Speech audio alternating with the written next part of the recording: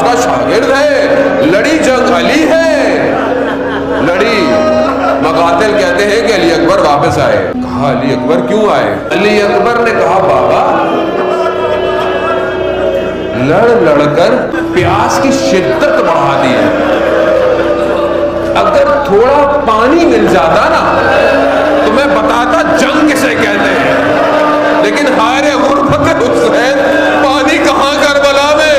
کہا علی اکبر جاؤ اب واپس نہیں آنا۔ علی اکبر گئے، مقاتل بیان کرتے ہیں کہ تیر آیا گردن پہ لگا، علی اکبر نے کھینچا، خون کے فوارے نکلے، علی اکبر سنبھل نہیں پاتے، ایسے میں لعین نے چھپکے سے ایک نیزہ مولا کے پشت پر مارا۔ علی اکبر نے جب نیزے کو نکالا اس کی ہڈی اندر رہ گئی۔